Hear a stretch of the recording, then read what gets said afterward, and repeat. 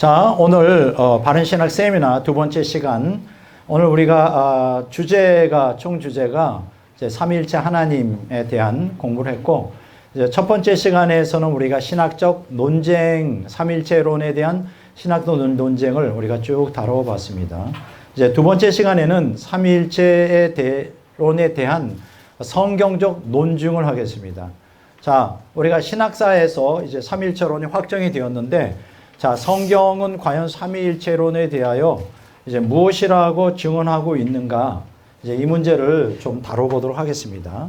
자, 우리 여러분과 저는 모두가 다 예수 그리스도를 믿습니다. 그래서 우리가 이걸 흔히 기독교 혹은 기독교인이라고 그렇게 해요. 기독교.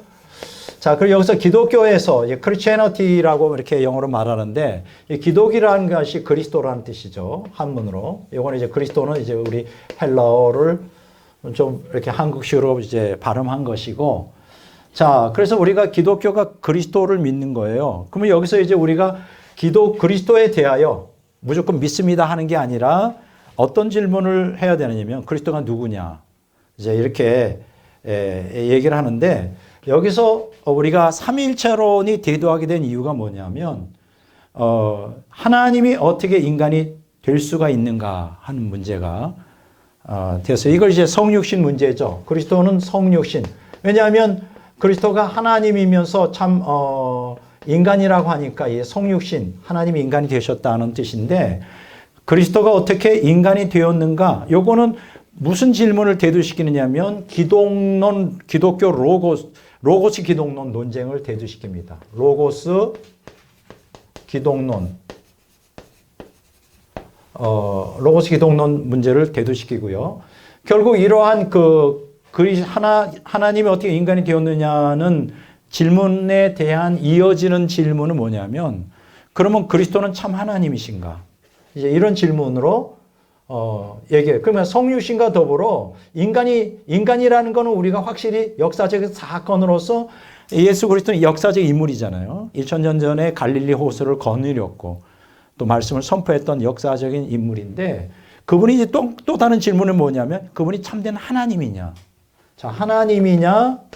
이 질문이 이제 두 번째로 되는 거. 첫째는 성육신이고 두 번째는 하나님이냐는 질문이 뭐를 촉발하냐면 삼위일체론, 삼위일체 논쟁을 대두시킵니다. 삼위일체론. 자, 이렇게 이제 우리가 역사적으로 공부를 하는 거예요. 자, 그러면 자, 오늘 지금부터 성경적 논증을 하면서 신구약 성경 전체에서 보다는 우리가 이제 신약 성경을 중심으로 그리스도가 삼위일체 하나님이라는 것을 여러분들에게 논증하는데, 이 논증은 조금 아까 뭐라 그랬죠? 기독론에서 시작됩니다. 그리스도가 누구냐? 그리고 이어져서 삼위일체론으로 시작되는데, 그래서 지난번에 우리가 기독론에서 공부한 걸 잠깐만 간단하게 다시 브리핑하고 오늘 삼위일체론으로 넘어가겠습니다. 지난번에 우리가 무엇을 공부했느냐면 이렇게 제가 했죠. 요거는 이제 기원전이고 BC, 예수님 오시기 전이고, 요거는 AD, 예수님 오신 이후입니다. 그리스도의 십자가, 성육신과 더불어 이제 십자가가 있잖아요. 자, 그러면 신약 성경에서는 제가 두 가지를 말씀드린다고 했죠. 첫째는 뭐냐면 제자들의 신앙 고백, 그렇죠? 신앙 고백 속에서의 그리스도, 그렇죠? 제자들이 예수님이 그리스도로 선언했잖아요. 신앙이에요. 자, 두 번째로는 신앙 고백이 아니라 예수님의 자기 선언이죠.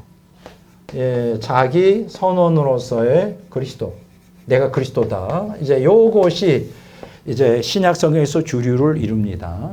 자, 그런데 이렇게 신앙 고백 또 자기 선언으로서의 그리스도를 선포하는 데 있어서 주요하게 사용됐던 도구가 뭐냐면 구약 성경의 예언이에요. 예언. 그러니까 예언이 성취되었다. 그래서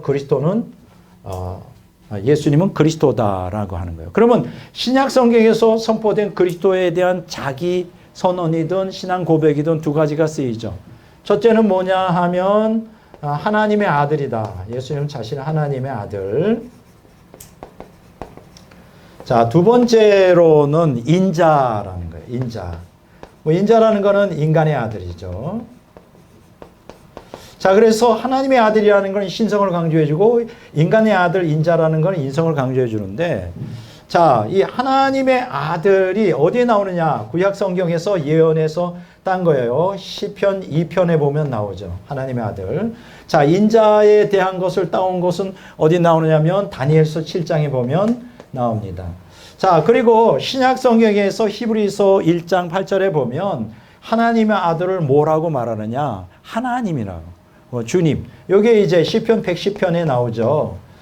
우편에 계신 주님, 아도나이.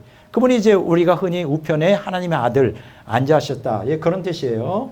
그래서 그 하나님의 아들 뭘로 말하느냐? 시편 110편에는 주님이라고 말하고 또 히브리서 1장 7절에는 하나님이라고 말한단 말이에요. 그리고 인자를 다니엘서 7장에서는 뭐하고 예시가 되었냐면 여호와로 또 언급됩니다. 여호와. 그래서 하나님의 아들의 실체는 주님이시면서 하나님이구나. 그리고 인자, 인간의 아들로 말하는 것은 인간의 아들이라는 인성을 강조하지만 그럼에도 불구하고 여호와. 그 다니엘서 7장에 나오는 게 메시아인데 바로 여호와구나. 그러니까 우리가 하나님의 아들 혹은 인자를 우리는 흔히 뭐라 그러면 메시아라 그러잖아요. 이게 그리스도란 말이에요. 그리스도의 실체. 자, 이렇게 이제 우리가 이미 우리는 하나님의 아들이 바로 주님이시고 하나님이시고 인자가 바로 여호와시고 그리스도가 이렇게 된단 말이에요. 여기서 이미 삼위일체의 교리가 여기 이제 이미 다 나왔는데, 특히 더 예언만이 아니라 진짜 구약 성경에서 사역이 우리가 지난번에 세 가지로 예수님이 사역을 하셨다고 그랬잖아요. 첫째가 뭐냐면 여호와의 말씀. 여호와의 말씀. 자, 두 번째는 여호와의 지혜. 자, 세 번째는 여호와의 사자. 뭐 이게 너무 많아서 뭐 다 말씀드릴 수 없고, 여호와의 지혜 같은 경우에는 이제 잠언서 8장에 보면 자세히 나와 있고, 여호와의 사자에 대해서는 많고 여호와의 말씀 많은데, 자, 성경은 구약에서 뭐느냐? 예수님이 성육신전에 여호와의 말씀으로, 여호와의 지혜로, 여호와의 사자로 사역을 주도하셨다는 거예요. 우리가 기존에 이제 흔히 배운 것은 예수님을 그냥 예언 속에 사역한 게 아니라 그냥 구약에서는 성부가 주도하고 예수님은 그냥 예언 속에만 존재했던 그리스도, 하나님 아들 또 인자로서 또 신앙 고백 그리스도 자기선 이렇게 말했는데 아니라고 하는 거예요. 사역을 주도하셨다는 거예요. 뭐로? 여호와의 말씀으로, 여호와의 지혜로, 여호와의 사자로. 그러니까 예수님은 구약시대에 이미 성육신 이전에도 인간과 같은 모습으로 에스겔서 1장에 보면 나오죠. 그렇게 인간에게 친근하게, 왜냐하면 하나님 존재 자체는 초월신이기 때문에 가까이 접근하는 게 어렵잖아요. 그래서 창세기 18장에 보면 아브라함을 만날 때 그 세 사람 중에 한 사람이 여호와잖아요. 그분이 성육신 이전에 예수 그리스도였단 말이에요. 자, 그래서 그런 놀라운 것은 여호와의 말씀을 구약 성경에 뭐라고 하냐? 여호와로 번역하고 있어요. 여호와예요. 자, 여호와의 지혜도 뭐냐? 여호와예요. 자, 하나님의 지혜가 이르시되, 예수 그리스도를 나타난 말이에요. 여호와의 사자도 여호와예요. 그래서 여기서 깨닫게 되는 게 예수님이 여호와구나. 그럼 여기서 깨닫게 되는 게 뭐예요? 여호와라는 게 성부 하나님께 기속되는 게 아니라 성부, 성자, 성령, 삼위일체 하나님을 다 지칭하는 대명사죠. 고유명사구나. 그래서 우리가 흔히 구약 성경에 보면 하나님의 이름이 세 가지잖아요. 첫째는 여호와, 두 번째는 엘로힘 하나님, 그래서 여호와의 대용어인 세 번째는 아도나이 해서 주. 여기서 우리가 어떻게 되는 건 뭡니까? 예수님은 여호와이시며 예수님도 하나님이시고 예수님도 주. 다시 말해서 삼위일체 하나님으로 보면 성부도 여호와요, 성자도 여호와요, 성령도 여호와. 성부도 하나님이요, 성자도 하나님이요, 성령도 하나님이요. 성부도 주님이시요, 성자도 주님이시요, 성령도 주님이시요. 여기 이미 다 삼위일체 하나님이 다 나오는 거예요. 이거를 다만 신학자들이 2000년 신학에서 마치 예수 그리스도가 단순한 인간이었는데 신성이 신학자들이 신성을 만들었다. 그 신학 이러한 논쟁을 통해 그렇게 했다. 다 이게 우스운 소리예요. 어떻게 인간이 하나님이 되었느냐. 다 우스운 소리. 이미 다 신구약 성경에 성경을 연구하는 게, 신학자들의 문제가 뭐냐? 자유주의 신학자들의 문제는 뭐냐면 성경을 연구하지 않는다. 성경만 제대로 연구해도 신구약 성경만 가지고도 삼위일체 하나님에 대한 교리가 다 나온다 이거예요. 이해가 되죠? 자, 그래서 이미 기독론에서 삼위일체론이 나오는데 지난번 시간에는 기독론을 중심으로 주 예수 그리스도가 누구냐는 그걸 중심으로 했다면 오늘은 성부, 성자, 성령 삼위일체를 통합적으로 하나의 하나님이면서 희생격을 가지신 분으로 이제 지금부터 이제 공부를 좀 하려고 한다. 이제 이렇게 말씀을 드릴 수가 있습니다. 이해가 되시죠? 자, 그러면 이제 본격적으로 이제 오늘 남은 시간 동안 하는데 오늘 여러분들에게 나눠드렸어요, 자료를. 요거 그림 2장을 나눠드렸습니다. 다 가지셨을 거예요. 2장. 사실은 한 4장, 최소한도 4장으로 해야 되는데 너무 이제 자료가 많은 것 같아서 설명하고 가장 중요한 핵심되는 것만 이렇게 그림으로 2장을 했으니까 요거를 조금 이따 참고하시기 바랍니다. 자, 그러면 제가 오늘 강의를 어떻게 진행을 하느냐 하면 첫째는 삼위일체 하나님의 용어 정의를 할 것이고요. 이 두 번째 쪽에 나옵니다. 오른쪽 맨 아래에 정리는. 두 번째는 삼위일체 하나님에 대한 성경의 증거. 어디에 삼위일체 하나님이라는 단어가 어디 나오느냐 뭐 이런 거 질문할 수 있겠죠. 세 번째는 이게 제일 중요한 것인데 하나님이 삼위일체로 존재해야 하는 이유가 뭐냐.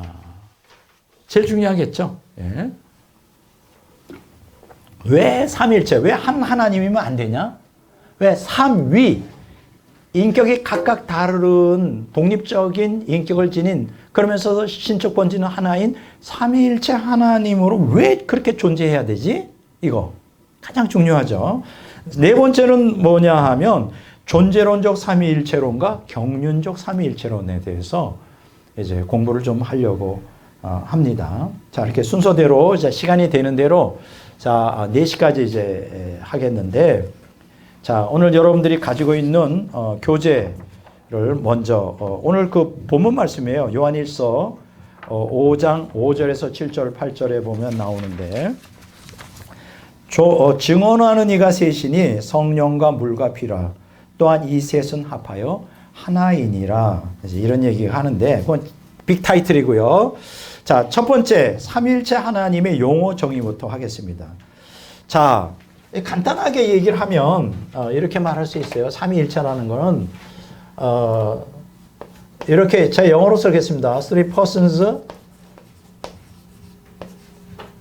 in one 이렇게 이제 영어로 말해요.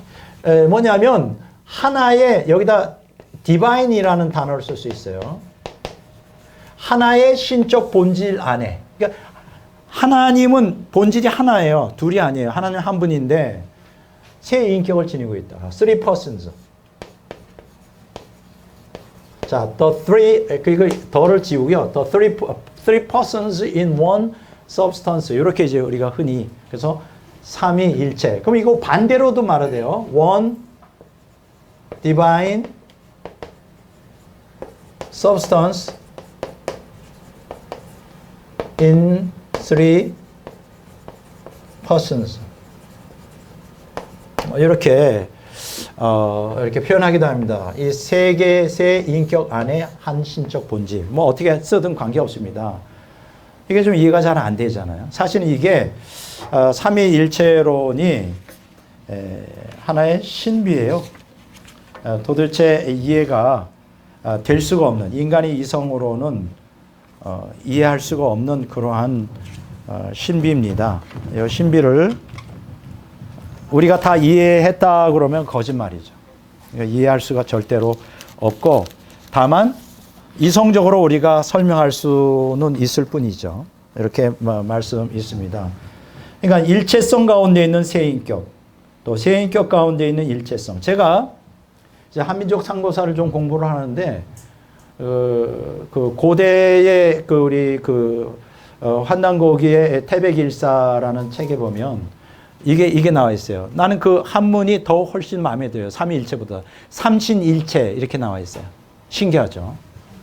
삼신일체.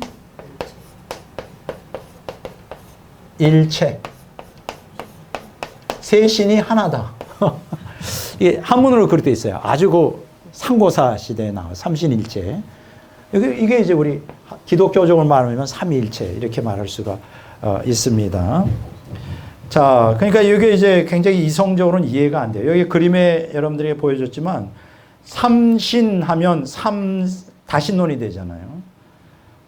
일체하면 일신론이 돼요. 그러니까 삼신론에 빠지지 않고 일신론에 빠지지 않고 이걸 어떻게 이해할 수 있냐. 사실은 이것을 이해하는 것이 사실 불가능합니다. 이거를 이성적으로 이해가 잘 안 돼요. 왜냐하면 인간 세계에서는 이게 존재하지 않기 때문에. 그래서 아까 뭐라 그랬죠? 그래서 신비라고 말합니다. 여러분 기억하십시오. 하나님 존재 자체가 신비이고 하나님이 만든 모든 만물이 다 신비를 내포하고 있어요.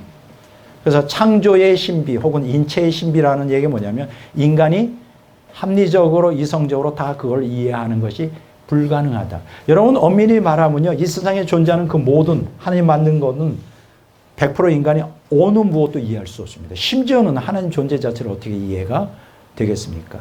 그래서 우리가 대충은 그렇게 설명을 할 수가 있어요. 자, 그러면 어쨌든 삼위일체 하나님의 용어 정의를 쉽게 표현한다면 어떻게 되느냐? 신명기 6장 4절에 보면 여러분들이 그 이스라엘의 유대교의 가장 핵심되는 구절이에요. 이스라엘아 들으라 우리 하나님 여호와는 오직 유일한 여호와시니. 여호와가 유일하다. 이게 한 분이라는 것을 강조하고 있어요. 그러니까 유대교회에서 가장 중요시 여기는 게 신명기 6장 4절이에요. 신명기 6장 4절. 이 유대교의 그 모토가 돼요. 그 이슬람교에서는 뭐 알라만 하나님이고 그 알라의 유일한 선지자가 뭐 무함마드다 이런 고백을 하잖아요. 유대교에도 그거예요. 여호와만 유일한 하나님이다. 신명기 6장 4절. 여기서는 그 하나님이 한 분이라는 거 강조하잖아요. 자, 그런데 동시에 성경에 보면 그 하나님이 새 인격체라는 것을 또 나타내고 있어요. 마태복음 28장 19절에 보면 그러므로 너희는 가서 모든 족속을 제자로 삼아 아버지와 아들과 성령의 이름으로 세례를 베풀고. 여기 분명히 보면 아버지, 성자, 성부, 아들, 성자, 또 성령 이렇게 각각 독립된 인격체가 있는데 여기서 중요한 것은 여기 보면 아버지와 아들과 성령 이렇게 되면 우리가 문법적으로 따르면 그것의 이름으로 하면 복수로 되어야 되거든요. 근데 헬라어 단어에 보면 복수가 아니라 단수로 되어 있어요. name. 그럼 뭐예요? 아버지, 아들, 성령은 독립적인 인격체를 갖고 있지만 한 분이라는 것을 강조해 주고 있어요. 요거는 똑같이 요한계시록에도 똑같이 나와 있어요. 요한계시록 22장에 보면 하나님과 예수 그리스도의 보좌라고 할 때 하나님과 예수 그리스도는 독립적인 인격체로서 복수적인데 보좌는 단수로 쓰여 있어요. 그러니까 보세요. 아까 우리 이경 목사님 말씀하신 것처럼 신약 저자들은 그걸 다 알고 있었다는 거죠. 삼일체로. 알고 있었겠죠. 계시로 그대로 했으니까. 구약 성도, 구약의 예언자들은 내가 볼 때는 그걸 뭐 삼일체로는 신학적으로는 몰랐을 거예요. 그냥 계시되는 대로 눈에 보이는 대로 기록했을 뿐이지. 그러나 우리는 너무나 감사한 시대에 살고 있죠. 신구약 성경의 계시가 완성되고 거기다 2000년 기독교 역사가 흘러가면서 수없이 많은 신학자들이 신학을 정립하면서 지금 우리는 신구약 성경에 계시된 삼위일체 하나님의 실체를 다 논리적으로 일목요연하게 다 파악할 수가 있어요. 놀라운 것은 유대교의 랍비들이나 유대교의 서기관들은 완전히 구약 성경을 다 외우고 있거든요.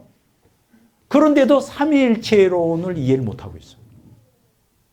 그 성경을 읽어도 이해가 안 되는 거예요. 놀랍죠? 저희는 다 이해하거든요. 물론 이제 계시 정신을 주셔서 읽을 때 이해가 되겠지만 다 이해할 수 있어요.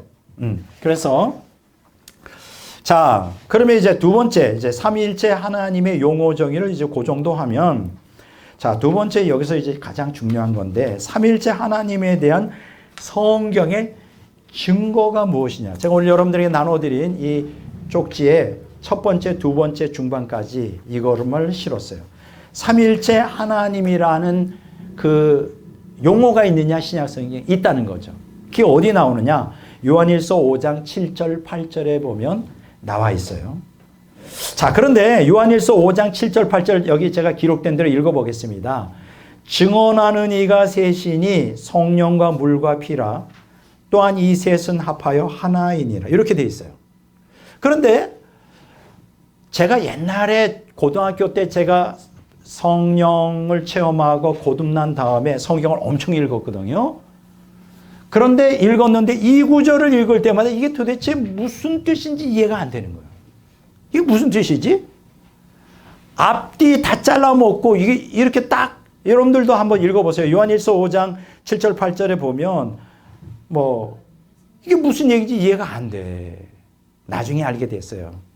이 구절이 우리가 여러분과 제가 갖고 있는 것이 이제 개혁 성경 혹은 개혁 개정 성경인데 요게 그 헬라어 사본이 두 종류가 있다는 걸 알게 됐어요. 요걸 좀 지워 주실래요? 두 종류가 있어요. 그런데 우리가 가지고 있는 로스 선교사님이 번역한 이 로스 선교사님은 스코틀랜드의 선교사고 이제 최초로 한국어로 성경을 번역했는데 이분이 그거를 번역할 때 썼던 기본판이 뭐냐면 RSV, 그러니까 미국 개정개혁 성경이에요. 그거와 중국어 성경을 가지고 비교하면서 한국에 그 한글 학자가 있어요. 누군지 아세요? 주시경이라고 들어보셨어요? 이분이 이제 한국 최고의 그때 당시에 예수님 안 믿을 때예요. 그래서 로스 선교사님이 데려다가 당신이 한국을 학자니까 좀 날 도와주시오. 그래서 주시경 박사하고 같이 이제 그걸 번역을 했는데, 근데 이제 문제가 되는 건 제가 조금 아까 얘기하기를 이제 헬라어 헬라어 사본, 우리가 사본이라고 그래요. 사본. 헬라어 사본이 두 종류가 있더라 이거예요. 첫째가 뭐냐면 표준 원본이 있고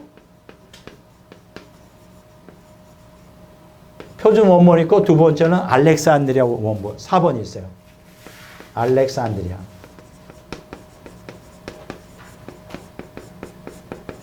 여러분들이 기억하실 것은 그 구약 성경에 히브리어로 된 그 원전은 없어요. 막 1000년, 2000년 가다 보니까 원전은 다 없어져 버렸고 원본은 그걸 이제 베끼는데 히브리어로 된 구약 성경은 오류가 없어요. 그 누가 번역을 그 번역했을까? 서기관들.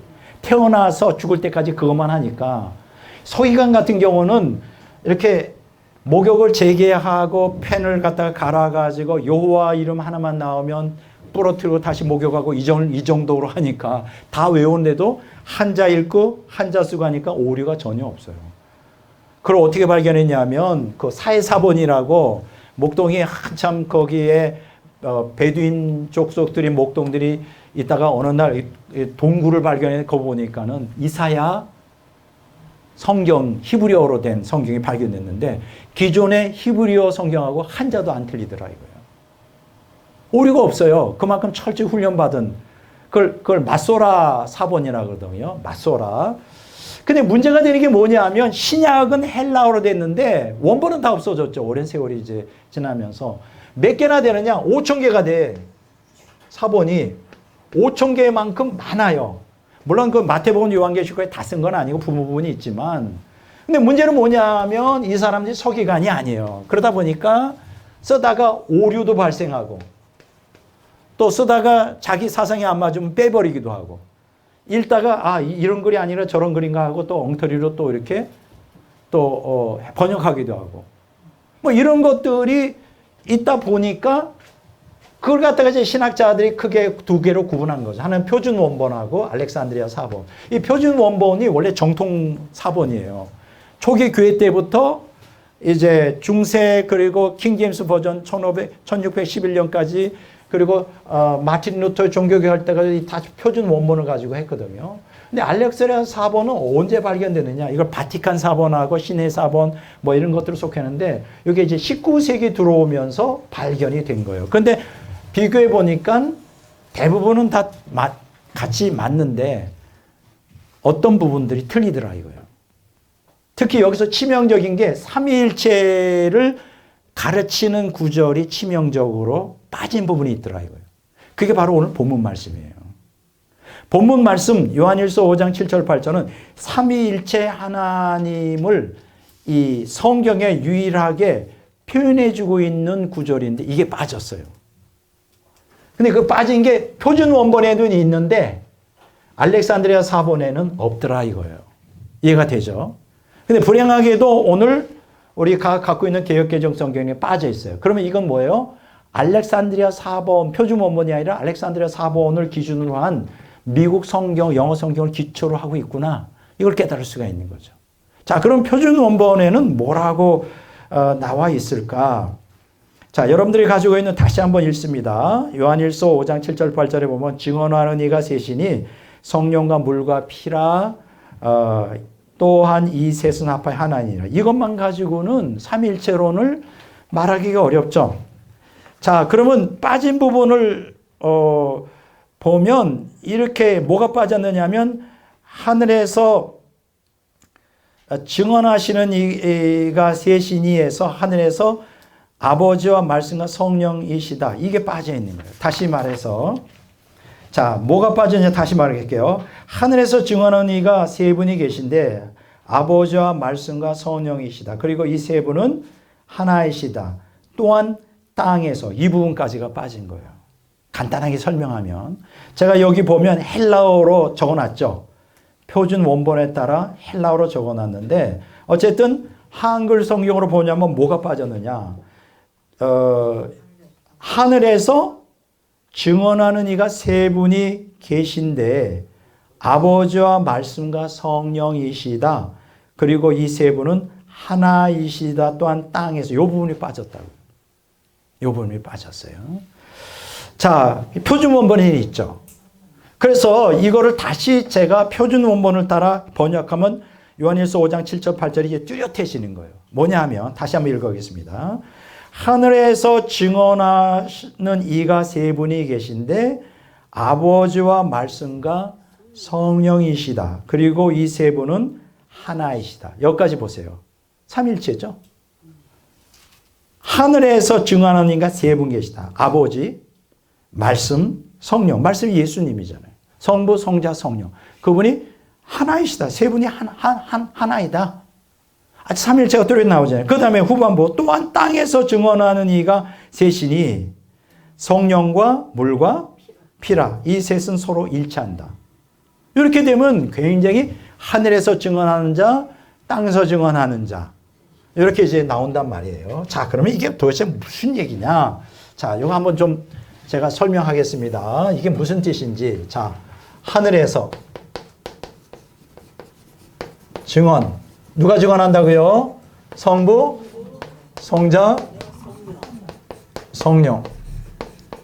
자, 땅에서 증언하는 자. 뭐라고요?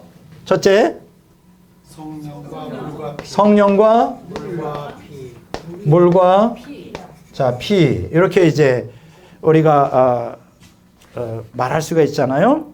그럼 이게 도대체 뭐냐? 자, 지금 여기서 지금 얘기하려는 거예요. 요한일서 5장 7절에서 8절의 그 맥락을 보면 요한일서는 뭐냐면 지금 예수 그리스도 가연설자, 이게 영지주의의 가연설자가 자꾸 예수님의 성육신을 부인한단 말이에요. 그리스도가 아니라는 거예요. 지금 인간의 육체를 입고 계신 분은 그리스도가 아니고 그리스도 영이 임했다가 잠시 임했다가 그냥 떠났다. 죽지 않았다.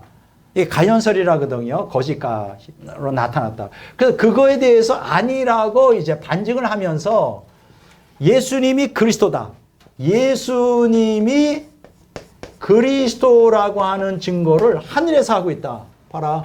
삼일체 하나님이 바로 그 증거다. 성부, 또 성자, 말씀, 성령. 하나다 이거야. 하나다. 그러니까 성자와 성부, 성자, 성령이 세 분이 하나다. 하나다. 신적 본질이 하나다. 삼위일체론 가지고 증거하는 거예요. 그러면 땅에서도 증거하고 있는데 땅에서 증거하는 성령과 물과 피다. 이게 도대체 무엇을 의미하느냐? 예, 그거예요. 거기에 대해서 다음과 같이 얘기를 하고 있는 거예요. 자, 물과 피라고 하는 건 뭐냐? 여기서 말하는 물은 예수님의 세례를 이야기하고, 예수님의 세례. 피라고 하는 것은 예수님 죽음을 얘기하는 거예요. 그렇잖아요. 예수님 물에서 세례를 받으시고 올라갈 때 메시아로서 음성을 들리잖아요. 너는 내가 사랑하는 아들이다. 그러니까 사실 예수님의 공사역은 언제부터 시작된다? 세례를 받고 나서부터 그리스도로서 성육신 하셨지만 그리스도로서 사역을 하게 되었다. 피는 뭐예요? 뭐 십자가에서 죽으심이지. 예수님의 죽으심. 자, 그러면 예수님이 그리스도로서의 공사역은 어디서부터 언제까지냐? 예수님이 세례를 받은 물로 해서 세례를 받은 그때부터 예수님이 십자가에서 죽으심을 피를 흘린 그때까지가 그리스도의 공사역이라는 거예요. 왜 이것을 강조할까? 예수님이 세례와 가연설자들은 예수님이 세례 받을 때 그리스도의 영이 임했다가 예수님이 죽기 전에 그리스도에게 떠났다. 그러니까 이 육신 나사렛 예수는 그거는 그냥 인간일 뿐이지 그리스도가 아니다. 이해가 되죠? 여기서 사도에는 그게 아니다라는 거예요. 그리스도 나사렛 예수는 예수님이 세례 받을 때 물에서 임하시고 예수님이 죽어서 피를 흘린 그분도 그리스도다. 나사렛 예수가. 그걸 누가 증거하고 있느냐? 성령이 증거하고 있다. 이거예요. 이거. 물과 피도 증거가 되지만 역사적인 사실이지만 이것을 실제적으로 확증하고 증거해 주시는 누구다? 성령이다. 그래서 예수님은 그리스도다. 이거예요. 이해가 되죠? 그리스도는 본질이 뭐예요? 성부, 성자, 성령, 삼위일체 하나님이다. 이분이 하나님이다. 그렇지만 인간 그리스도는 뭐냐? 물 세례를 받으시고 피 흘려 죽으시는 그리스도의 영만이 아니라 나사렛 바로 그 인간이 그리스도인데 그걸 누가 증거하느냐? 성령이 증거하고 있다. 그러니까 여기 하늘에서 증거한다는 것은 예수님의 신성을 강조하고 있고 땅에서 증거한다는 건 예수님의 인성, 그리스도의 인성을 강조해 주고 있다. 이렇게 이제 정리가 되는 거예요. 이렇게 되면 깔끔하게 이해가 되잖아요. 그런데 이제 앞에 하늘에서 증거하시는 이가 세 분이니 뭐 아버지와 말씀과 성령이다. 또 땅에서 요걸 싹 빼버리니까 도대체 이게 뭔 말인지 이해가 전혀 안 되더라 이거예요. 이해가 되잖아요. 그렇죠? 그래서 분명히 지금 우리가 개역개정 성경에 갖고 있는 이 내용이 빠진 부분이거나 한 걸 이건 분명히 알 수 있는 거예요. 이해가 안 되니까. 제가 조금 안타깝게 생각한 건 저는 성서학자는 아닙니다. 뭐 헬라어를 능통하게 하거나 히브리어를 능통하게 하지 않고 여러분들이 잘 아시는 대로 개역 성경이 50년 이상 오래 쓰다 보니까 구호가 많잖아요. 어렵고. 그래서 이제 성경학자들이 10년 동안의 작업을 거쳐서 개역 개정 성경을 이제 새로 출판해서 이게 한 번 이제 출판되면 최소한 몇 년 써야 되느냐? 최소한 50년 써요. 50년. 그러니까 굉장히 신중하게 이제 번역 작업을 해야 되는데 안타까운 거는 뭐냐? 내가 연구해 보니까 나라도 이거보다는 더 잘할 수 있을 것 같아요. 제가 지금 이런 거 왜 빼먹은 거 왜 다시 채워지지 않았냐. 엉뚱하게 고쳐서는 안 되는 데는 엉뚱하게 고치고 고치지 말아야 되는 데는 또 고치고 그래가지고 분명히 이 신학자들이 돈만 타먹고 일을 안 했구나. 10년 동안. 그런 안타까움이 있어요. 참 안타깝죠. 이런 거. 그래서 자, 두 번째로 삼위일체라고 하는 단어가 자, 도대체 어디 나오느냐, 이제 이 문제를 좀 다뤄봤습니다. 그 정도면 여러분들이 충분히 자, 이해가 됐을 거라고 알아요. 자, 그러면 세 번째 단계별로 합니다. 자, 세 번째는 뭐를 이제 우리가 다루냐면 세 번째는 하나님이 자, 삼위일체로 존재해야 하는 이유가 무엇이냐. 이게 이제 제일 사실은 굉장히 중요한 얘기예요. 왜 하나님이 삼위일체로 존재해야 되느냐. 자, 이 칸트와 슐라요 마허 한스 킹이 얘기한 거를 한번 여러분 들어보면 이 사람들은 왜 하나님이 삼위일체로 존재해야 되는지에 대한 이유를 모르는 거예요. 칸트가 이런 얘기를 했습니다. 하나님의 신성이 세 가지 인격을 지녔든 10가지 인격을 지녔든 무슨 상관이냐? 아무 상관이 없다는 거예요. 그냥 뭐 왜 꼭 삼위일체여야 되지? 이해가 안 된다는 거예요. 자, 슐러의 마흔은 이런 얘기했어요. 삼위일체로는 기독교 신앙의 실제적 의미가 없는 신학적 언어 유희이다. 이 사람도 삼위일체론이 왜 존재되는지 모르는 거죠. 한스 킹이라는 그 카톨릭의 유명한 신학자가 이런 얘기했어요. 교회가 타종교인들과 함께 뜻깊은 진보를 조금도 이루지 못하는 이유는 삼위일체론 때문이다. 요거 좀 지워주시겠어요? 이렇게 얘기를 해요. 그러니까 아마 상당수 기독교인들도 뭐 삼위일체론이라는 단어는 들어봤지만 왜 하나님이 삼위일체로 존재해야 되는지의 이유를 아는 사람은 별로 없는 것 같아요. 그렇잖아요. 아마 목사님들도 상당히 왜 삼위일체 그냥 뭐 예수님 믿고 하나님 믿으면 되지. 믿음으로 구원 받는다며. 근데 왜 꼭 하나님이 삼위일체로 존재하셔야 돼? 이게 잘 납득이 안 되는 분들이 많아요. 자, 이 문제에 대해서 제가 여러분들에게 좀 설명을 좀 해드리겠습니다. 너무 중요한 사실은 너무 중요한 얘기예요. 이 얘기가. 하나 질문이 있어요. 네네네. 네. 요한일서 5장 네네. 7절에 네, 말씀하세요. 8절에 성령과 물과 피라 또한 네네. 이 세상을 합하여 하나님이라. 네네. 삼일체 이게 네. 셋이 합하여 하나. 근데 성령과 물과 피, 성령은 성령, 물과 피는 예수 그리스도. 상징어죠. 네네. 아니야, 그게 아니고 하늘에서 증거하는 일은 삼위일체잖아요.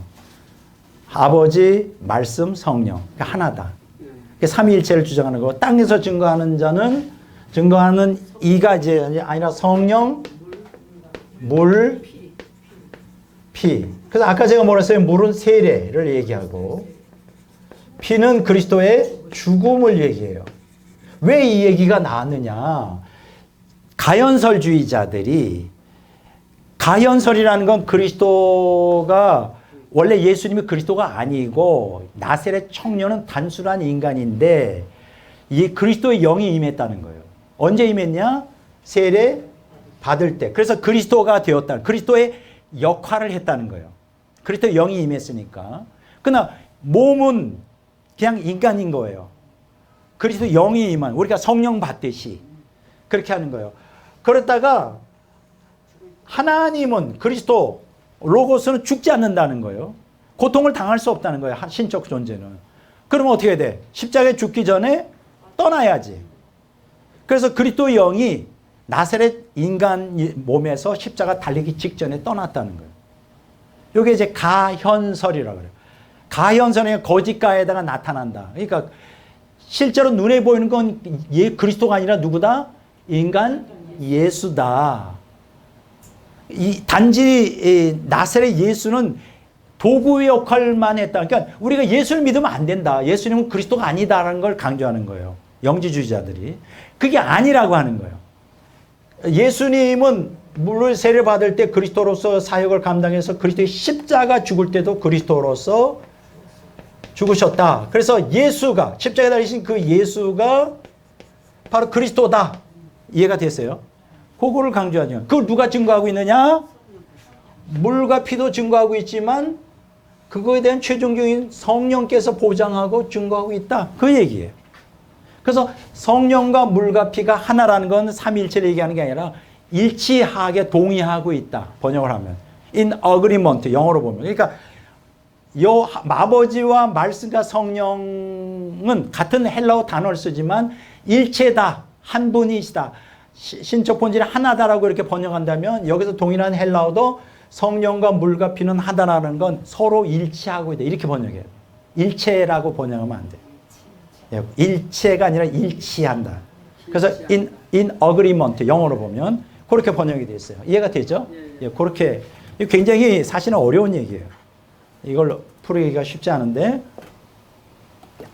그래서 헬라어 원어도 알아야 되겠지만 그 성경의 역사적 배경에서 왜 그 얘기가 나왔는가를 이해 못하면 이야기가 어렵죠. 자, 지금 여기서 지금 가장 중요한 건데 아까 칸트도 그런 얘기하고 슐라이마도 그런 왜 뭐 3위만 되면 뭐 10개 인격이 있으면 뭐 되고 한 분 되면 어떻고 그리고 한스킹 같은 거는 이 삼위일체론이야말로 타종교가 거부하게 만든다. 그러니까 가장 대표적인 게 뭐예요? 이슬람교가 기독교를 다신론이라고 막 박해하잖아요. 오해해가지고. 그런 이유가 왜 그럴까? 왜 하나님은 삼위일체, 성부, 성자, 성령 삼위일체로 존재해야 되느냐 하는 거예요. 여기서 결론을 얘기하면 하나님이 성부, 성자, 성령 삼위일체로 존재하지 않으면 성경적 구원이 불가능해요. 이게 무슨 얘기냐? 우리는 보통 성경적 구원하면 죄로부터의 구원만 얘기하는데 죄로부터의 구원만 얘기하는데 또 하나, 이건 이제 죄로부터의 구원은 서방신에게 가르치는 거고요. 또 하나는 뭐냐면 동방신에 같은 하나님 생명과의 연합이에요.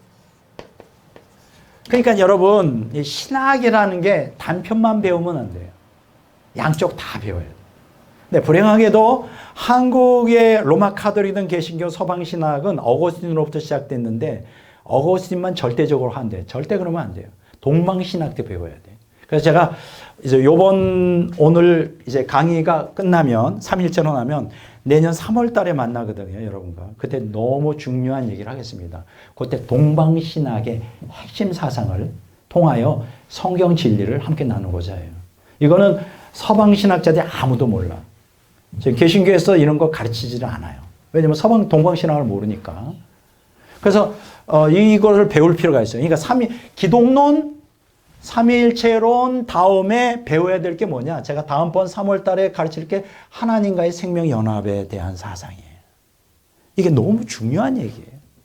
그래야 삼위일체론의 의미와 목적이 무엇인지가 정확하게 이해가 돼요. 그러니까 사실 신학을 단편적으로 보거나 성경을 단편적으로 해석하면 짝짝이가 돼. 이게 온전한 신앙의 균형을 잡죠. 근데 이걸 누가 가르쳐 줄 사람이 없는 거예요. 저는 저는 신앙적인 의미가 굉장히 많은 사람이거든요. 저는 무조건 믿지 않는 사람이에요. 근데 제가 오랜 세월 동안 성경 진리를 추구해 왔지만 아무도 가르쳐 주는 사람이 없어요. 오히려 제가 잘못된 가르침, 제가 10대, 17살부터 시작해서 거의 30세 때까지 이제 열심히 진리를 추구하는 과정 가운데 누구의 사상에 함몰되어 있었느냐 하면 워치만 리. 들어보셨어요? 워치만 리의 책에 몰입되어 있었어요. 왜냐하면 제가 생명의 말씀사를 지금 말하면 돈이 10,000원만 생겨도 책 사러 갔어요. 저희 집이 홍제동이고 서대문에 생명의 말씀사가 광화문 쪽에 있는데 버스 타고 가거나 매일 책방에 가는 거야. 돈 10,000원만 생기면 가는 거야. 거기에 맞는 책을 사기 위해서. 근데 대부분 그때 나온 책들이 뭐냐? 워치만이 책밖에 없어요. 읽을 게, 번역된 게. 그래서 워치만이 사상에 함몰되었는데 이게 문제가 심각한 거예요. 인간 구조를 잘못 이해해가지고 엉뚱하게 저를 오해시킨 거예요. 이것 때문에 굉장히 애를 먹었습니다. 애를 먹었어요. 그러니까 지금 제가 너무 감사한 것은 저를 신학자로 불러주신 것은 다른 사람을 가르치는 거는 두 번째 문제고 저를 가르치는 거예요. 그동안에 알고 싶었던 거, 몰랐던 부분. 이걸 알고 신앙생활을 하니까 흔들림이 없는 거예요. 어떤 상황 가운데. 이게 중요합니다. 그래서 여러분들이 이 신학은 바르게 또 균형 있게 배워야 돼요. 어떤 단편적으로 치우친 신학을 하면 이 진리에 온전히 이룰 수가 없어요. 그래서 저는 저를 신학자로 불러주신 것이 너무 감사해요. 진짜 너무 감사합니다. 억만장자가 된 거하고는 비교가 안 될 정도의 제 마음에 확고한 신앙과 확고한 확신을 갖고 있어요. 진리에 대한. 영적 분별력까지 주셔서 신적 지혜까지 주셔서 이게 다 정립이 되는 거야. 그리고 서방신학만이 아니라 동방신학까지 접할 수 있게 된 게 얼마나 감사한지 몰라요. 자, 그러면 왜 하나님이 성경적 구원이라는 건 두 가지 측면에서 있어요. 죄로부터의 구원과 생명과의 연합을 얘기하는데 이 두 가지 죄로부터의 구원의 가장 기초적인 것은 그리스도의 속죄 사역이에요. 속죄 사역. 자, 생명과 연합에서 가장 중요한 것은 성령님의 구속 사역이에요.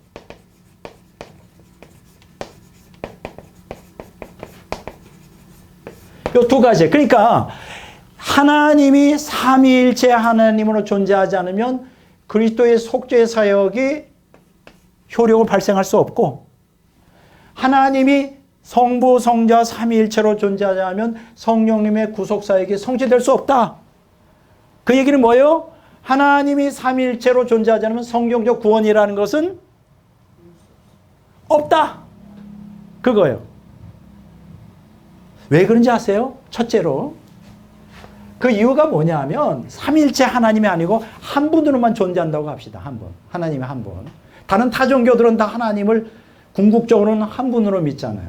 물론 힌두교도 뭐 3억 3천만이 있다 그러지만 본질적으로 이렇게 올라가면 버마 인려 사상이라고 해서 자연, 이 우주를 갖다가 하나의 하나님으로 보거든요. 또 헬라 사상에도 헬라의 신관도 아주 다신론이지만 그거는 조물의 신들이고, 아까 제가 첫 시간에 설명한 대로 신학적으로 헬라의 신관은 그 초월적 신관으로서 보이지 않는 인간과 전혀 동떨어진 붙박이별처럼 붙어있는 신이거든요. 유해신 사상이거든요. 그러니까 모든 그 하부로 내려가면 잡신인데 다신인데 궁극적으로 올라가면 모든 것의 본질은 유의신으로 귀결이 돼요. 왜냐하면 인간의 종교적 본성이 그렇게 가르친다고요. 이해가 되잖아요. 자, 그런데 한번 봅시다. 다른 타종교를 봐요. 자, 힌두교. 자, 불교를 하나로 묶을 수 있고요. 이거 하나예요. 이거 내세지향적이고. 그 다음에 유교, 또 도교. 요것도 이제 하나로 묶을 수 있어요. 요거는 현세지향적 종교고. 종교. 이게 이제 종교란 말이에요. 종교. 근데 또 하나는 이제 요게 툭 튀어나와 있는 게 있는데 630년, AD 630년 나는 이슬람이 있잖아요. 이슬람. 요 이슬람교는 뭐를 표방하게 되냐면 알라라고 하는 유일신을 표방해요. 사실 힌두교나 불교는 뭐를 신으로 해요? 자연이 신이에요. 그러니까 자연은 신이 아니잖아요. 피조물이잖아요. 유교, 도교는 현세지향적 종교예요. 이거는 도덕이에요. 도덕. 신을 믿지를 않아요. 그러니까 이런 면에서는 종교라고 말할 수 없지. 그러니까 힌두교, 불교는 자연을 숭상하니까는 신이 아니에요. 이거 인격이 없잖아요. 자연은. 또 유교, 도교는 도덕을 지향하지 않는, 이것도 인격이 없으니 이건 종교가 아니에요. 그러니까 이 네 가지 힌두교, 불교, 유교, 도교는 탈락. 그러면 이 사람들은 어떤 신적 존재는 압니까? 다 믿어요. 힌두교, 불교, 유교, 도교에게 뭐가 있는지 알아요? 초능력을 행한다고. 뭐냐면 잡신이죠. 잡신. 귀신. 결국은 귀신을 섬겨요. 닭이론이라 그래요. 닭이론. 잡다한 귀신들을 섬겨요. 자, 그러면 하나가 남았는데 이슬람교는 알라라고 하는, 그래서 미국의 70% 정도의 개신교 목회자들은 이슬람교의 알라와 기독교의 하나님이 동일한 분이다. 이슬람교도 그렇게 가르쳐요. 근데 여러분, 이슬람교의 알라는 이게 인격이 없어요. 가짜예요, 가짜. 그래서 이슬람교에서는 하나님을 아버지라고 절대 부르지 못합니다. 인격이 없어요. 인격이 없으면 뭐예요? 신이 아니지. 고무신보다도 못한 거예요. 고무신보다. 차라리 고무신은 인간에게 유익이 되는데 알라는 인격이 없어. 그냥. 자, 그러면 결론이 뭐예요? 힌두교, 불교, 유교, 도교, 이슬람교 모두가 다 궁극적으로는 신을 믿잖아요. 신을 믿는데 그 신은 뭐예요? 종교적 본성에서 나오는 신이고 인간의 종교성에서 인간이 만들어 놓은 우상이라는 결과네요. 우상. 그렇죠. 우상이죠. 자, 어쨌든 하나님은 존재하잖아요. 하나님의 형상대로 인간이 창조되기 때문에 신이 계셔요. 그럼 신을 믿는다 그래요. 중요한 거는 믿을 수는 신의 존재는 믿을 수 있죠. 존재는 믿을 수 있는데 뭐가 문제가 되죠? 그냥 신 존재를 믿으면 관계성이 안 되잖아요. 신과의 관계성. 이게 무슨 얘기인지 아세요? 삼위일체 일신론이라면 존재는 믿을 수 있어요. 종교적 본성에서 하나님 형상대로 지음받아요. 그러나 삼위일체 하나님이 아니면 인간과 하나님은 관계성을 맺을 수가 없다고요. 이해가 되세요?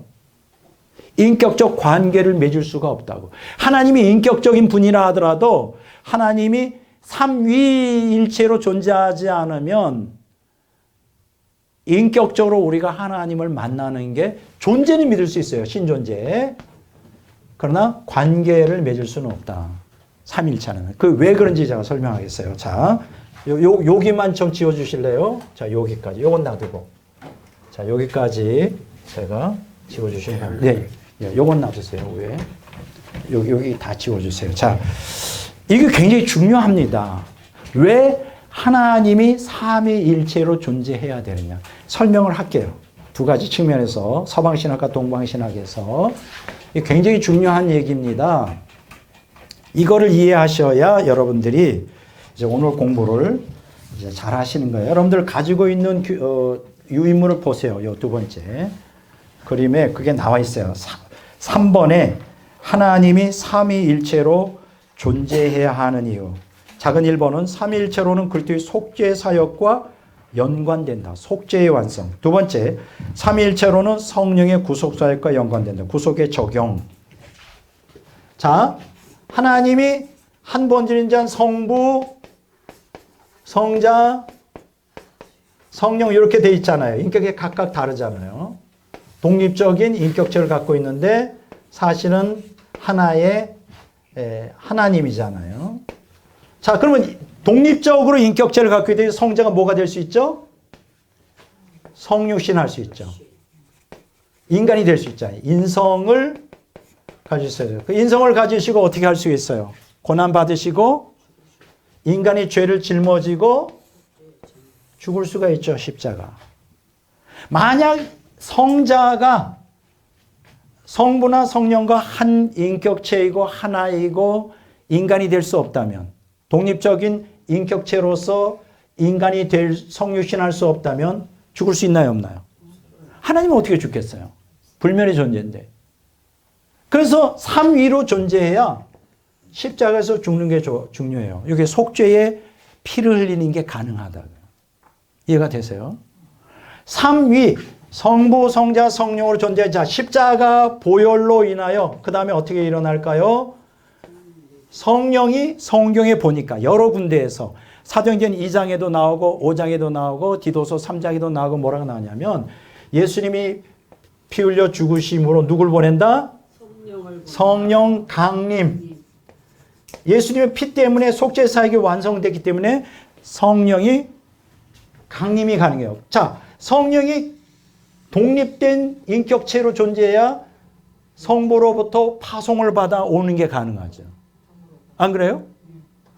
그래서 성령 강림하셔서 어디로 가요?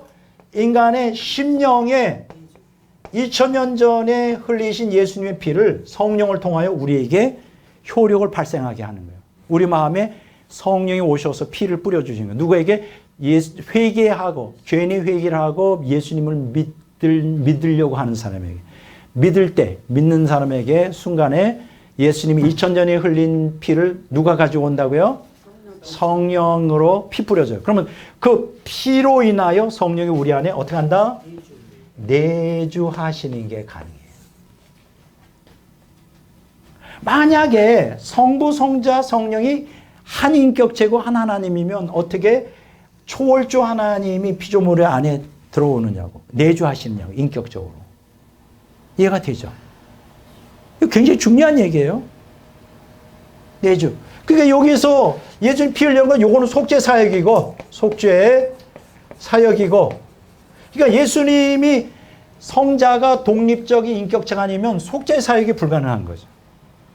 우리 죄의 문제가 덮어지지 않고 성령이 성부나 성자와 독립적인 인격체가 아니면 성부로부터 성자에 의하여 성령이 이 세상에 강림하여 파송된 심령의 피를 뿌리고 내주하시는 게 불가능해요. 내주하실 때 뭐가요?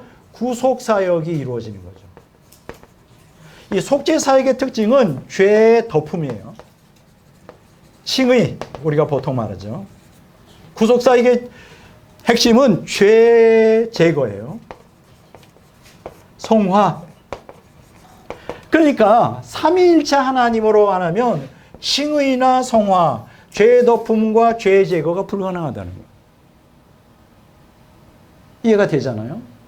그래서 성경적 구원이 불가능한 거예요. 자, 성령이 내주하시면서 뭐를 인식시켜 주죠? 성령과 성자와 성령이 일체잖아요. 그러니까 성자와 성령이 일체니까 성자의 십자가 보혈을 성령이 가져갈 수 있는 거예요. 적용할 수 있는 거고. 또 성령이 성부와 일체니까 성령이 내주하실 때 성부 하나님의 생명을 이식시켜 주는 게 가능하잖아요. 이해가 되죠? 여러분, 이거는 엄청난 진리예요. 타종교에는 성령의 내주나 하나님의 생명 이식이나 이런 거 없어요. 이런 거. 왜냐하면 그냥 신 존재만을 믿을 뿐이지 신과의 관계성이 없다고. 자, 우리 안에 성령이 내주하면서 하나님의 생명이 이식될 때 하나님과의 인격적 관계가 형성되는 거예요. 하나님을 아버지로 인식하게 되는 거예요. 여러분, 타종교는 자기가 믿는 신을 아버지로 절대 부르면 안 됩니다. 이 이슬람교인들이 깜짝 놀라는 거는 기독교인들이 하나님을 아버지라고 불러. 그래서 빌키 쉐이크라고 하는 캄보디아의 귀족, 그 왕족이 있는데 이 캄보디아가 이슬람 국가잖아요. 왕족인데, 귀족인데 어느 날 그 영적 진리에 대한 갈망 때문에 성경을 읽다가 거듭났어. 그리고 하나님의 예수님 성령을 내주하면서 하나님의 음성을 듣고 하나님을 아버지라고 불러. 그래서 제목이 뭔지 알아요? 나는 하나님을 감히 아버지라고 불렀다. 우리는 별거 아니에요. 그렇죠? 우리 매일 하나님을 아버지라, 아버지. 아버지. 좋아도 싫어도 아버지. 이게 다른 타종교인들에게는 이게 불가능한 거라고. 어떻게 감히 신을 아버지라고 불러? 이게 가능한 거는 뭐예요? 하나님과 우리가 삼위일체 하나님 안에서 인격적 관계가 형성되었기 때문에. 이게 다른 거예요. 이게 바로 성경적 구원과 타종교가 말하는 사이비 구원과 다른 거예요. 삼위일체 하나님으로 존재하지 않으면 절대로 우리는 하나님을 인격적으로 만나는 것이 불가능합니다. 제가 그거 가지고 주제를 한번 지지난번에 설교를 했었죠. 그거 굉장히 중요한 거예요. 어떤 두 분의 목사님이 질문을 하더라고요. 종종 이제 이런 얘기 하냐면 저는 예수 그리스도를 인격적으로 만났습니다. 그게 무슨 뜻이죠? 갑자기 물어보는데 2년 전에. 뭐 제가 정립이 안 돼가지고, 정립이 안 돼서, 그러면 뭐 직통계시 받는 건가? 아니에요. 직통계시하고 관계없어요. 인격적으로 만나는 거는 생명이 이식되어, 생명이 이식되었어도 옛사람 욕망대로 살면 관계가 유지가 안 되겠죠. 옛사람 욕망대로 살면 그 생명이 그냥 눌려가지고, 죽거나 눌려가지고. 그러니까 지속적으로 성화를 가가면, 그 다음에 이제 동행하게 되는 거예요. 동행하게. 제가 그거 가지고 제가 설교를 한번 한 적이 있었잖아요. 인격적 만남, 그 다음에 교제, 동행, 동고. 이 네 개가 인격적 관계 형성이에요. 그러니까 여러분 보세요. 삼일째 하나님이기 때문에 예수님의 속죄의 피가 우리에게 효력이 발생하고 삼일째 하나님이기 때문에 성령을 통하여 구속사역이 가능하고 우리 안에 성령이 내주하시고 우리가 하나님을 아버지라고 부르고 하나님의 생명이 내 안에 이식이 되는 거예요. 이게 놀라운 거예요. 이런 진리가 다른 타종교는 없다고. 타종교에 없어요. 타종교 다 가짜지. 그러니까 그들은 종교적 본성에서 신을 믿기는 믿지만 인격적 만남이 없는 거예요. 관념론적으로 믿다가 그게 얼마나 불쌍해. 신을 만나려고 그냥 금식도 하고 고행도 하는데 그거 가지고 되는 게 아니잖아요. 그게 고행의 문제가 아니라 십자가 예수님 십자가 피와 성령의 내주가 필요하잖아요. 그래야 생명이, 하나님의 생명이 내 안에, 물론 거기에 이제 영적 투쟁이 필요하죠. 이거 굉장히 중요하다는 걸 알 수가 있죠. 그래서 하나님이 삼위일체로 존재해야 되는 이유가 거기 있는 거예요. 이게 하나님의 존재함을 믿어서 천당 가는 거 아니에요. 이제 확실히 이해가 되죠. 네 번째는 뭐냐? 이제 이거 굉장히 재미있는 건데, 이제 존재론적 삼위일체론과 경륜적 삼위일체론. 이거 한번 좀 마지막으로 지워주실래요? 이제 마지막, 이제 남은 15분 동안 정리하면 다 될 것 같아요. 자, 너무 재미있어요. 굉장히 중요합니다. 아까 제가 어거스틴에 대해서 얘기할 때, 어거스틴이 삼위일체론은 완전히 정립했다 그랬죠. 삼위일체, 그러니까 성부, 성자, 성령, 세인격은 본질을 얘기하는 것이 아니라 뭐를 얘기하는 것이다? 관계를 얘기하는 것이다. 삼위 간의 관계. 그래서 성부, 성자, 성령이라면, 자, 마지막으로 제가 오늘 다루는 게 뭐냐면, 존재론적 삼위일체론과 경륜적 삼위일체론인데, 존재론적 삼위일체론과 경륜적 삼위일체. 이게 무슨 뜻이냐? 존재론적 삼위일체론, 경륜적 삼위일체론. 성경에는 이 두 가지가 계시가 되어 있어요. 존재론적 삼위일체론은 건 존재 본질적으로는 성부, 성자, 성령이 동등해요. 동등성을 가져요. 그러나 경륜적 삼위일체론에서는 성부, 성자, 성령의 서열성이 있어요. 서열성. 특히 성자나 성부령은 성부에 대해서 종속성을 가져요. 종속적 방식을 취한다고 제가 얘기하는데. 그래서 성경에 보면 두 가지가 다 나와요. 참 재미있는 게요. 제가 오늘 무겁지만 책을 가지고 나왔어요.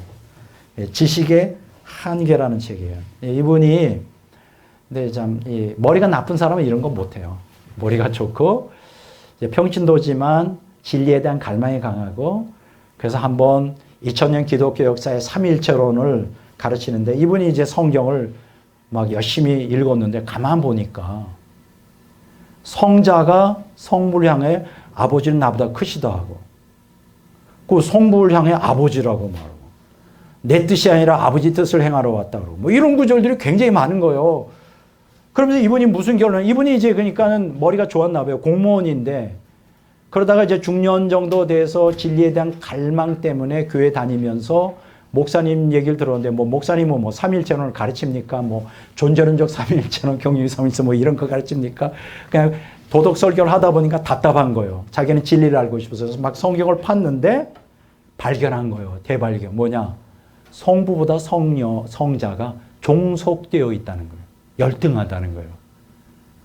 그러면서 이렇게 두꺼운 책을 발견하면서 여기다가 그 구조를 다 적어가지고 삼위일체론 틀렸다! 막 이렇게 자기가 새로운 걸 발견했다고 막 신나가지고 내가 볼 때는 우습죠. 그래서 이단이 되는 거거든. 그래서 아까 박진영 씨 얘기도 했지만 신학 안 한 사람이 괜히 진리를 갈망하는 마음만 가지고 영적 탐욕으로 괜히 신학 틀 없이 하다가 잘못하면 이단에 빠지기 쉽다. 성경에 여러분들이 보면 두 가지 방식이 있어요. 존재론적 삼위일체론과 경륜적 삼위일체. 존재에 있어서는 성부, 성자, 성령이 한 본질이고 동등해요. 그런데 경륜에 있어서는 서열성을, 성부, 성자, 성령 서열성을 가지고. 그럼 여기서 경륜이란 뭐냐? 창조와 구속 경륜이에요. 그러니까 여기서 창조와 구속은 같이 맞물려 있죠. 왜 인간을 구속을 하려면 창조가 먼저 있어야 되고, 그렇죠. 그러니까 창조와 구속. 그러니까는 구속은 창조의 궁극적인 목적이잖아요. 그러니까 창조와 구속 경륜이라 이렇게 경륜을 조금 쉽게 얘기하면 이제 계획이라고도 말하고, 이제 하나님 집 경영이다. 좀 고차원적으로 말하면 그렇게 하니까 하나님이 인간을 자기 형상대로 만들어 하나님 가족으로 영입하려는 가정을 갖고자 하는 계획. 이렇게 이제 우리가 경륜이라는 거예요. 자, 그 하나님이 인간을 창조한 다음에 구속하여 자녀로서 천국 집에 그래서 영입하여 성부, 성자, 성령 안에서 한 가족을 만들려고 하려면 어떻게 되느냐? 경륜적 삼위일체. 이 서열이 있어야 된다는 거예요. 성부가 성자를 보내고 또 성부가 성자를 통해 성령을 보내서 성령이 성부에게 복종하고 또 성령이 성부의 그 사역을 감당하는 이런 서열이 있어야 된다는 거예요. 그러니까 성경에 아버지는 나보다 크다는 거는 존재론적 측면을 얘기한 게 아니라 뭐다? 경륜적 삼위일체는 사역을 얘기한 거예요. 제가 여기 그림에 보여드렸죠? 그림 한번 보세요. 뭐라고 했어요? 온톨로지컬 트리니티, 본체적 존재론적 삼위일체는 뭐예요? 에카노믹은 뭐냐면 경륜적 삼위일체는 같은 얘기인데 사역적 삼위일체라고 말했어요. 사역적.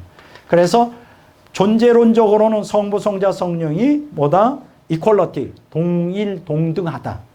그렇지만 사역적 삼위일체로는 서브오디네이트, 성부에게 성자가 귀속되고 종속되고 성령이 성자와 성부에게 종속된다. 이렇게 설명하는 거예요. 이해가 되죠? 그게 성경에 다 나와 있다고요. 다 나와 있어요. 아, 그러니까 왜 성자나 성정령은 왜 성부에게 이렇게 종속적 방식을 취하지? 그거는 누굴 구원하기 위해서? 인간을 구원하여 하나님의 자녀를 만들게 자기를 낮추신 거다. 그 얘기예요. 이해가 되죠? 그러나 본질적으로는 성부와 동등하시다. 그게 어디 나와요? 이게 이제 마지막 단계, 5번째 자기 비하. 빌립보서 2장 5절, 6절, 7절, 8절에 보면 나와요. 빌립보서 2장 우리가 뭐라 그랬어요? 그리스도를 본받자고 하면서 자, 뭐를 얘기하고 있죠? 그리스도를 본받자고 하면서 빌립보서 2장 7절 5절부터 보면 나오는데 원래 하나님이시지만 그 하나님으로서 그리스도를 본받자 하면서 뭐라고 했어요? 종의 형태로 자기를 비워 종의 형체를 가해서 사람같이 되셨고 사람의 모양으로 나서 자기를 낮추시고 죽기까지 복종하셨으니 십자가의 줌이라. 여기서 비웠다는 게 이제 케노시즘이라 그래요. 비움이 뭐예요? 낮췄다는 거예요. 낮췄다. 자기만. 왜 그리스도가 하나님이시면서 인간이 되시고 죽기까지 자기를 성부께 복종하고 낮추셨을까요? 인간을 속죄의 사역 감당하기 위하여. 이게 엄청난 것이죠. 엄청난 역사죠. 여기 낮추시고 라고 말했어요. 낮추시고 빌립보서 2장 8절에 요거는 뭐냐 하면 겸손, 더 나아가서는 창피, 굴력, 비천 얘기예요. 오늘 이거는 우리가 그대로 배워야 되죠. 우리가 한 영혼을 섬기기 위해서는 내가 낮은 자리에 가야 되는 거예요. 예수님처럼. 성경은 그것을 그리스도를 본받으라고 요청하고 있는 거예요. 예수님도 우리를 구원하기 위하여 자기를 낮춰서 인간으로서 십자가에까지 죽는 그 창피함을 당한 것처럼 우리가 성화되려면 주님을 닮아가려면 우리를 지극히 낮춰야 되는 거예요. 심지어는 굴욕과 창피를 당할 정도까지 비천에 처할 때까지 낮추셔야 되는 거예요. 그래서 성경은 뭐라고 우리가 가르쳐요? 그리스도의 믿음을 본받으라. 그리스도의 모범을 본받으라. 예수님의 순종과 예수님의 겸손과 예수님의 섬김을 본받으라고 도전하고 있는 거예요. 이게 그리스도인의 삶이에요. 그리스도를 본받아 살아가는 거. 왜 오늘날 그리스도인들이 왜 성화가 안 될까? 왜 자꾸만 새 속에 물들고 왜 마귀를 추종할까? 간단해요. 그리스도를 본받지 않기 때문에. 간단한 원리예요. 자, 이게 자기 비하인데, 그래서 이 경륜적 삼위일체는 뭐예요? 성자가 자기를 비하했다. 비하, 자기 비하, 케노시즘. 그래서 신학자들은 이 자기 비하를 성자에게만 적용해요. 근데 자세히 제가 연구해 보니까 이 자기 비하는 성자에게만 귀속되는 게 아니라 성부, 성자, 성령 다 자기 비하를 했구나. 이걸 깨닫게 됐어요.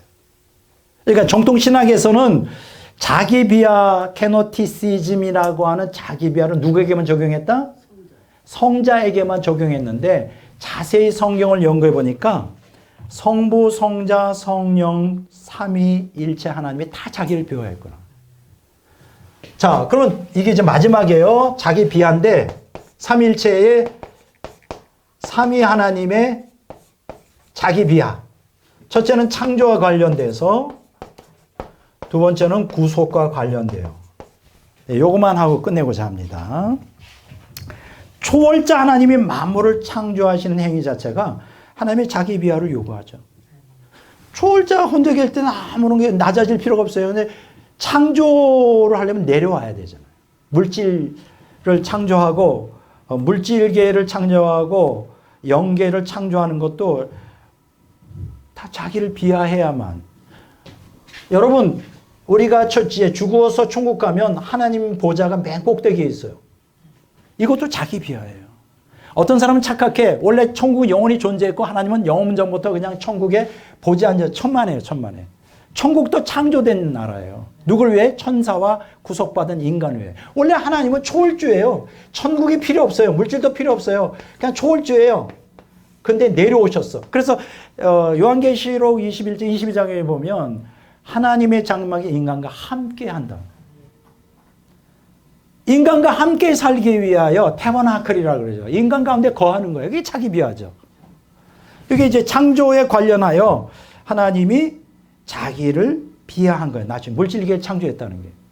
자, 두 번째로 구속 사역을 위한 하나님의 2차적 자기 비하는 하나님의 1차적 자기 비하보다 삼위일체 하나님께 더 큰 희생을 강요했다. 이게 무슨 얘기냐? 성부 하나님은 인간 세상에 내려와 타락한 인간과 언약 관계를 맺고 언약 백성들의 끊임없는 반역과 배신으로 인한 고통을 견디면서 비하하신 거예요. 구약 성경이 그걸 가르치고 있잖아요.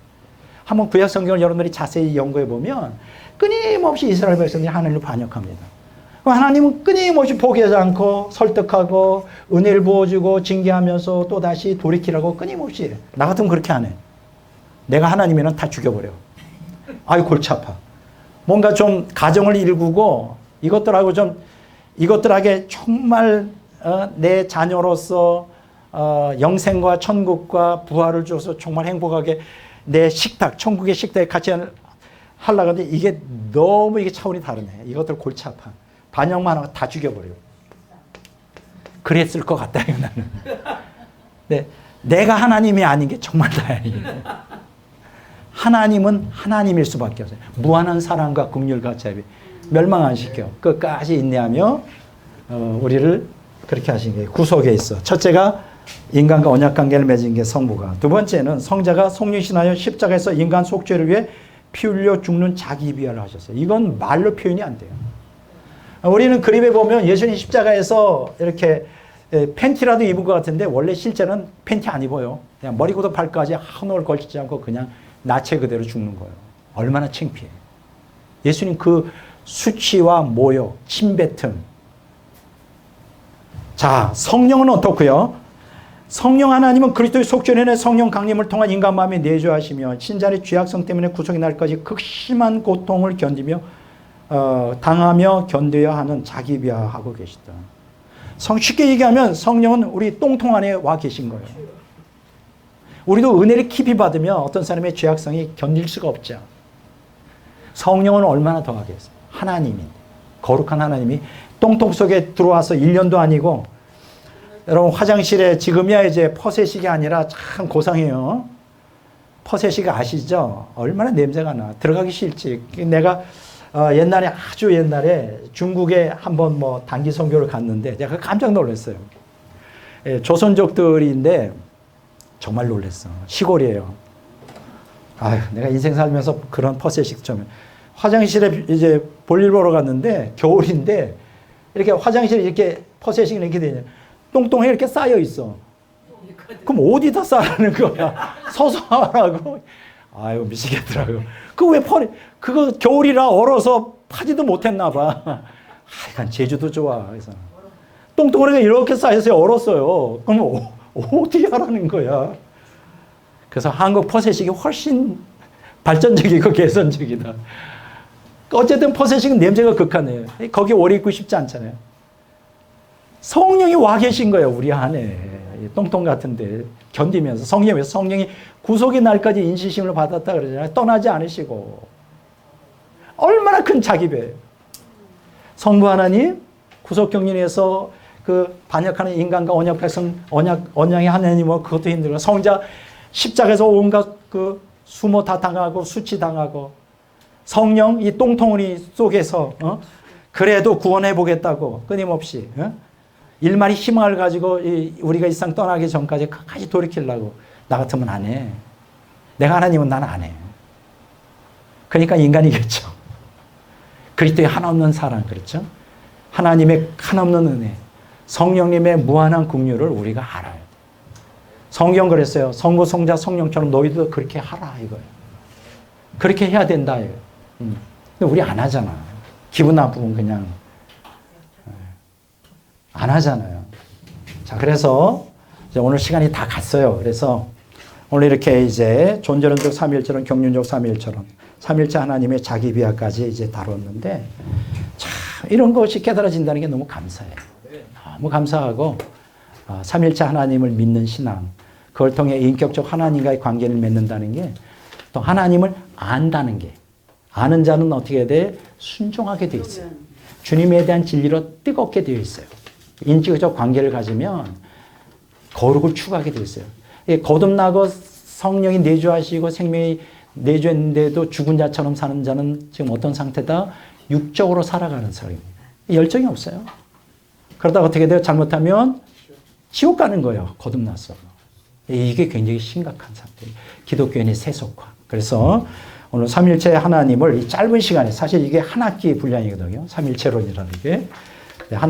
오늘 짧은 1시간 반짜리 2개로 오늘 정리했습니다. 제가 바라기는 우리가 이 마지막 시대, 탈기독교 시대, 포스트 크리스찬이 난무하고 있는 이 시대에 우리만은 성경적 삼일체 신앙으로 무장하여 끝까지 주님의 길을 따라가자.